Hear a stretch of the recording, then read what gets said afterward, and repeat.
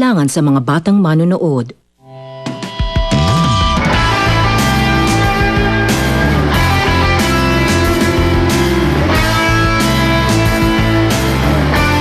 I'm sorry to bother you at a time like this, pero may problema tayo. Nangyari na yung kinatakutan ko.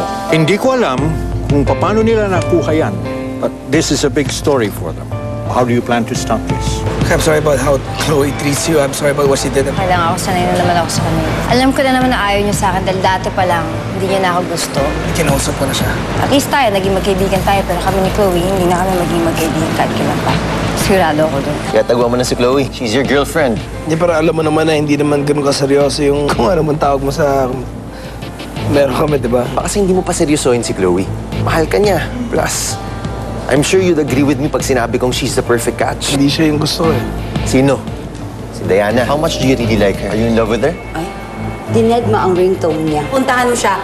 Tapos hahabulin ko siya, tapos magmumukha na naman akong tanga. Ayoko na gawin yan, Bernadette. Okay lang yun na maghabol at magmukhang tanga kaysa pagsisihan mo yan sa bandang huli. In life, it's harder to forget, but it's harder to regret. Kala ko tapos na kayo. Nagkabalikan na kami ni Diana.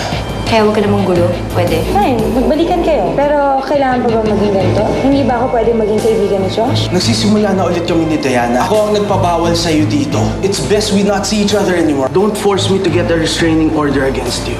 Let's go.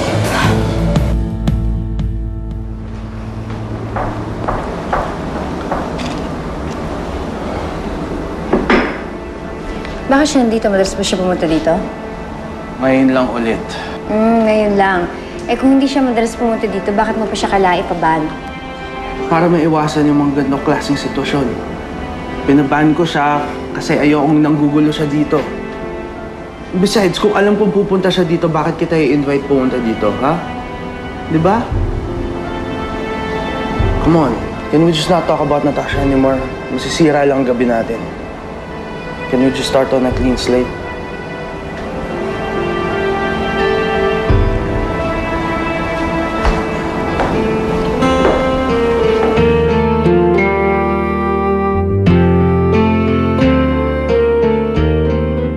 Ano, hindi mo ako kailangan sa buhay mo? Wala akong pakialam.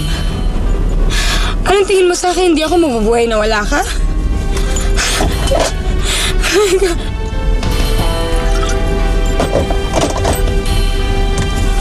Magsama kayong dalawa, wala akong pakialam.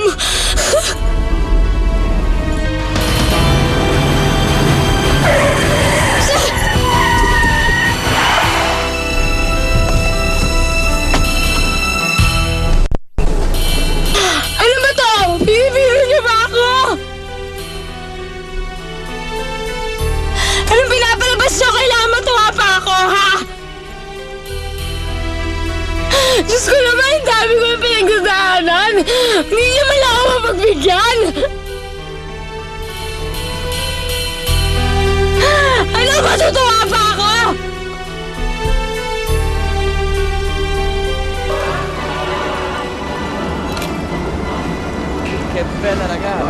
Let's go to the comfort room. What's that, Poknat? Where's the groom? My groom? Here. Sorry, senyor.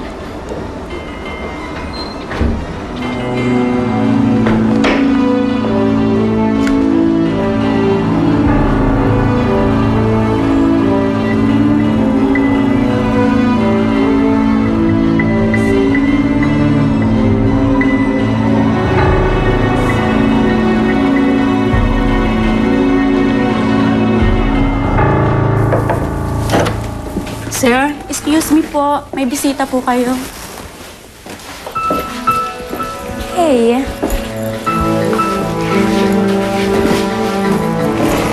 Hey. Teka, ano bang ginagawa mo? You want me, right? I'm here in front of you.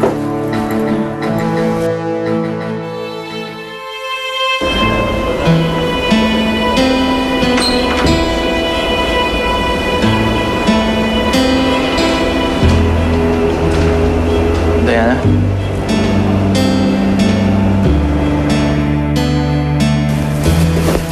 Natasha, may alak ka. Does it even matter? Saan ka na naman ba galing? Galing ka na naman kay Josh, no? Let me guess. Pinagtaboy ako na naman yan, no?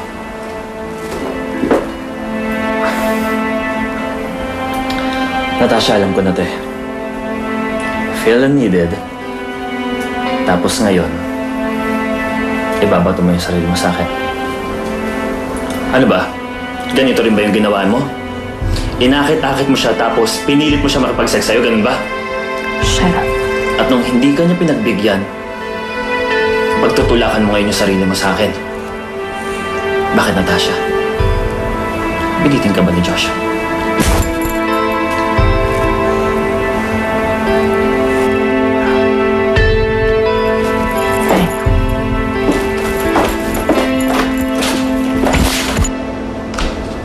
Gusto ko na makasiguro na hindi kayo nag-communicate ni Natasha. It's okay. I understand. Oh, may miss call ka kaya sa kanya? Hindi mo nabanggit? Kalimutan mo? Meron nga, tumawag siya kanina before I picked you up. But, I didn't pick up kaya may missed call. Kaya hindi kami nakapag-usap. Pwede ba huwag mo nang lagyan ng mali sa yung missed call na yon? Because it's nothing more than a missed call. Nangako ako na iiwasan ko si Natasha. I intend to stick to that promise.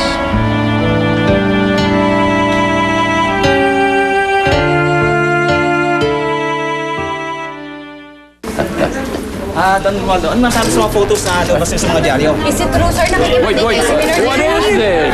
Excuse me. Ako na bahala. Ako na po ang sasagot. Mag-new